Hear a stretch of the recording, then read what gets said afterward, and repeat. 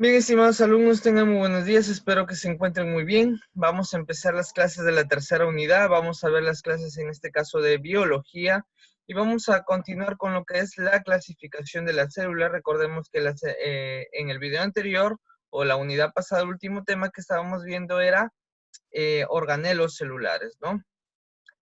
O organelos citoplasmáticos en este caso. Entonces empezamos viendo la clasificación de la célula. Vamos a ver, por ejemplo, ahí está uno de ustedes, se podría decir, ahí está pensando si serán de la misma forma todas las células del músculo, las células del cerebro, si tendrán la misma forma, si tendrán características diferentes. Entonces aquí vamos a ver un cuadro resumen de que existen muchos criterios para clasificar lo que son las células. Vamos a ver que se clasifican por su forma, por su número, por su nutrición y por su evolución en ese caso. Cuando hablamos de la forma de aquí vamos a ver que hay diferentes tipos de forma. Cuando hablamos de números se pueden clasificar en unicelulares y pluricelulares. Cuando hablamos de nutrición vamos a ver que se clasifican en heterótrofas y autótrofas. Y cuando hablamos de evolución vamos a ver que se clasifican en procariotas y eucariotas. Así que vamos a ver cada una de ellas en estos momentos. Bien, por ejemplo, ahorita vamos a ver cómo se clasifican las células por su forma. Vamos a ver que una de las primeras formas que tiene la célula o una de las primeras clasificaciones es que clasifican a las células de repente por la forma que tienen estas de ser aplanadas. Por ejemplo, estamos hablando en este caso de las células del epidermis, que son células que generalmente tienen su función de este tipo de células es recubrir ciertos órganos, recubrir ciertas cavidades, recubrir ciertos sistemas.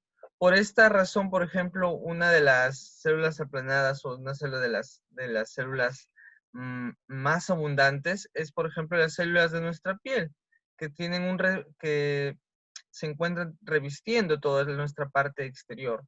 También vamos a encontrar, por ejemplo, las células de la epidermis en los pulmones, que se encuentran justamente recubriendo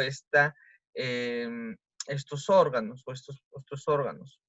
Por ejemplo, van a tener esta característica, ¿no? Son aplanadas, pero a su vez, miren, vamos a encontrar, por ejemplo, diferentes tipos de epitelio.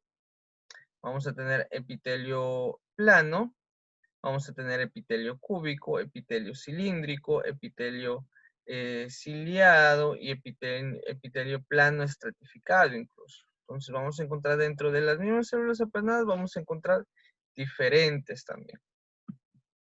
Vamos a ver también, por ejemplo, las células que son las células esféricas, que son, por ejemplo, acá tenemos los óvulos o los glóbulos rojos. En este caso son células pequeñas o más pequeñas que, por ejemplo, las células aplanadas. Tienen en este caso una forma de disco, una forma cilíndrica, una forma esférica. Permanecen generalmente en medios líquidos como el agua, como la sangre, como las sabias en las plantas incluso, y la vamos a poder encontrar también hay algunos, por ejemplo, protozoos o algas y bacterias también que tienen esta forma esférica. Por ejemplo, miren, acá tenemos en este caso las imágenes, por ejemplo, de los glóbulos rojos, que son los encargados, recordemos, de transportar el oxígeno a todos los órganos de nuestro cuerpo. Tienen esta forma esférica. Dentro de los glóbulos rojos vamos a encontrar el hierro, que es lo que le da el color característico a los glóbulos rojos. Los glóbulos rojos, recordemos que son de color rojo, valga la redundancia, gracias a que dentro de ellas se encuentra el bioelemento del hierro. El hierro es el elemento que le da ese color característico a la sangre. Y aquí, por ejemplo, también vamos a ver una célula esférica, en este caso una célula que le corresponde a un protozoo. Por eso recalcábamos ahí que, por ejemplo, no solo las células que nosotros tenemos en nuestro interior son esféricas, sino que hay algas, hay protozoos y hay bacterias incluso que presentan esta forma esférica. Por eso vemos esto, ¿no? Vamos a ver también que vamos a poder encontrar células alargadas. Por ejemplo, los miocitos en las células musculares. ejemplo, tienen forma, en este caso las alargadas tienen forma de aguja y son fáciles o facilitan lo que es la contracción muscular y la transmisión del impulso nervioso. Al ser delgadas y alargadas, vamos a ver que transportan mucho más rápido lo que es el impulso nervioso. Y son generalmente, su función de estas células generalmente son encargarse de la contracción del tejido muscular. Miren, ahí vamos a ver, miren cómo se genera la contracción muscular en cada una de estas células. Miren, las células del músculo. Dentro de las células del músculo, miren, ahí se está agrandando y vamos a ver cada una de las fibras musculares y que dentro de ellas se está dando lo que es la contracción. Por eso, gracias a estas células se nos facilita a nosotros movernos, impulsarnos y generar todo tipo de movimientos. Vamos a ver otras células también muy importantes que según su forma, por ejemplo, tenemos a las células estrelladas, por ejemplo, las células de nuestra neurona, que se encuentran dentro del sistema nervioso y su función principal es conducir, como vemos, los impulsos nerviosos. Vamos a ver que las neuronas tienen esta forma característica, esta forma estrellada. Y son muy importantes porque gracias a ellas nosotros podemos pensar, razonar, idear, plantear soluciones, etcétera. Entonces, su función principal de este tipo de células estrelladas es la de conducir los impulsos nerviosos. Y también, por ejemplo, vamos a tener células, según su forma, vamos a tener células poligonales o poliédricas, que generalmente este tipo de células que tienen esta forma pertenecen a células vegetales, a células de las plantas. Y vamos a ver que en este caso son células también pequeñas, tienen forma de un disco, pero en este caso es un disco octagonal más o menos, o un disco poligonal, que permanecen en medios líquidos como el agua, la sangre, y vamos a ver que generalmente están en plantas. Por ejemplo, ahí vamos a tener, miren, células poliédricas, células vegetales. Ahora, según su número, ahorita vamos a ver según el número de células. Bien, según su número, por ejemplo, vamos a tener aquí células unicelulares, como es en el caso de bacterias, en el caso de protozoos, como vemos ahí, en el caso de, por ejemplo, tenemos otro protozoo, ahí tenemos las interacciones, miren, son seres unicelulares, o son, en el caso también de algas, y vamos a tener pluricelulares. Se dividen en dos grandes grupos, ¿no? Unicelulares y pluricelulares. Los pluricelulares ya son más complejos. Miren, por ejemplo, acá tenemos las medusas, tenemos una planta, una rosa, tenemos, por ejemplo, los insectos. Tenemos, por ejemplo, este que es muy interesante, que camina gracias a la tensión superficial del agua. En este caso es un basilisco. Si ustedes quieren buscarlo por ahí, su nombre es el basilisco. Un ave también, incluso nosotros mismos somos seres, estamos compuestos gracias a que eh, tenemos un gran número de células, ¿no? Pues somos seres pluricelulares. Según su nutrición, las células también se clasifican en autótrofas y células heterótrofas. ¿Por qué son autótrofas y heterótrofas? Vienen de estos prefijos. Auto es de que uno mismo. Autótrofas, uno mismo puede consumir sus alimentos. Y heterótrofas, ellos necesitan consumir sus alimentos a través de otro ser vivo.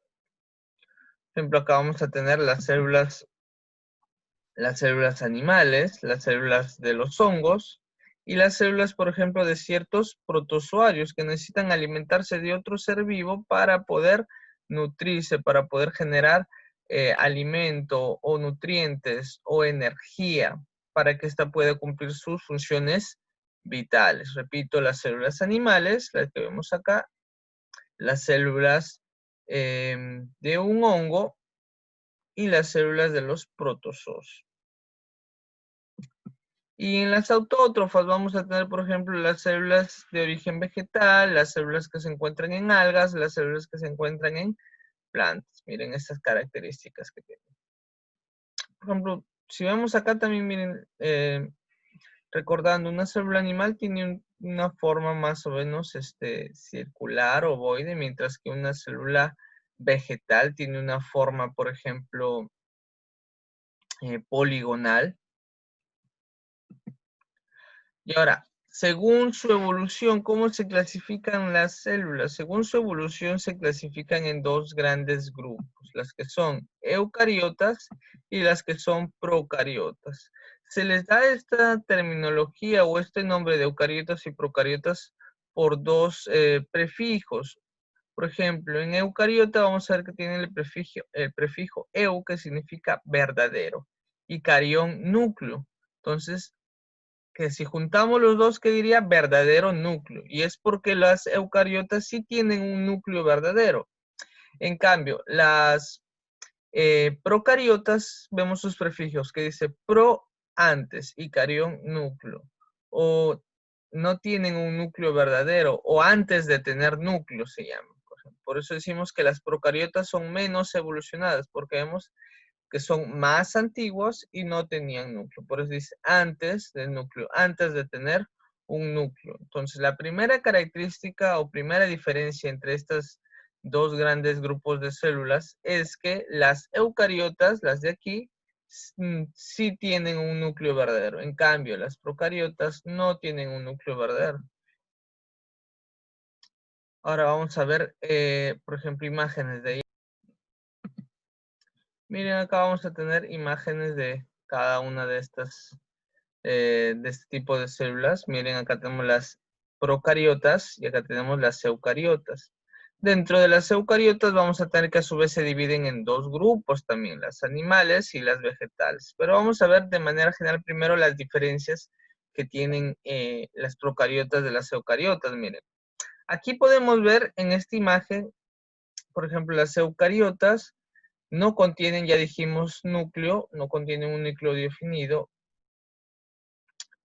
y van a tener un ADN disperso alrededor de todo, de toda de todo el interior de la célula vamos a encontrar su ADN disperso. O sea, no se encuentra definido en algún lugar, sino que se va a encontrar disperso. Y en este caso el ADN es un ADN circular o de tipo circular. Vamos a encontrar, por ejemplo, en las procariotas, vamos a encontrar a las bacterias o cianobacterias, que son menos evolucionadas. Miren, aquí vamos a encontrar también algunos organelos. Y, por ejemplo, ¿qué de repente tienen en común la procariota y la eucariota? Van a tener en común que van a tener, por ejemplo, citoplasma. Ambas sí tienen un citoplasma. Ambos van a tener una membrana plasmática. Pero, ¿a qué diferencia, por ejemplo, otra diferencia entre una procariota y una eucariota? Es que las procariotas tienen pared celular.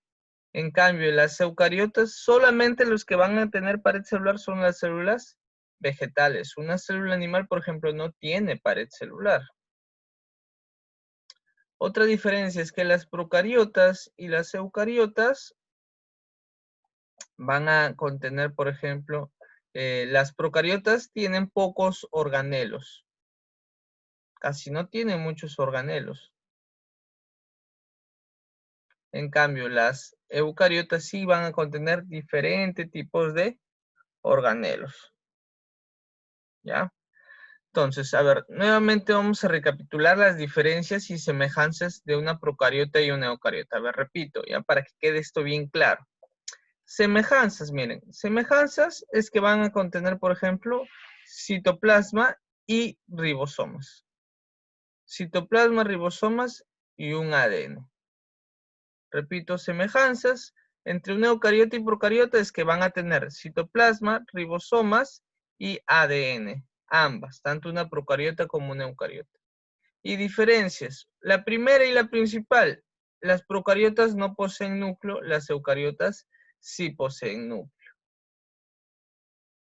Segunda, el ADN en las procariotas se encuentra disperso, totalmente disperso. En las eucariotas el ADN sí se encuentra almacenado en lo que es su núcleo, porque tienen un núcleo definido, dijimos, ¿no?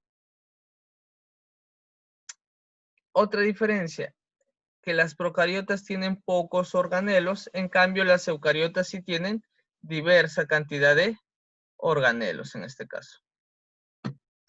Entonces ya vimos 2 semejanzas y 3 diferencias, ¿ya? No se les olvide. Ahora, con respecto a la célula eucariota, a ver, vamos a hacer zoom por acá. A las células eucariotas dijimos que se dividen en 2 grandes grupos, las células animales y las células vegetales, como podemos ver ahí. Ahora, miren, lo que tienen en común la célula animal con la célula vegetal son todo esto que vemos acá. Ambos tienen núcleo, ambos tienen un nucleolo, ambos tienen retículo endoplasmático, tanto liso como rugoso. Recordemos que los organelos ya los vimos, ¿no? Entonces aquí estamos repasando un poco lo que tienen en común y también vamos a ver las diferencias. Entonces, lo que tienen en común, núcleo, nucleolo, retículo endoplasmático, tanto liso como rugoso. Tienen mitocondrias, tienen complejo de Golgi, tienen lisosomas, tienen citoplasma y membrana plasmática. Eso es lo que tienen en común. Ahora, ¿qué tienen en diferencia? Por ejemplo, en la célula animal vamos a ver que tienen centriolo. En la célula vegetal vamos a ver que tienen pared celular y también tienen cloroplastos. Las células animales no tienen pared celular ni tienen cloroplastos. Pero vuelta a la célula vegetal, por ejemplo, no tiene sus centriolos. Entonces, recordemos, miren esas semejanzas y esas diferencias que lo vamos a apuntar nosotros aparte en su cuaderno. Y para que no se les olvide, tienen que apuntarlo. Y bien, hasta aquí sería todo esto, chicos, con el tema de hoy día. Espero que les vaya muy bien a ustedes. Nos estamos viendo hasta la próxima semana con un nuevo video. ¿Sí? Muchas bendiciones, chicos. Se cuidan.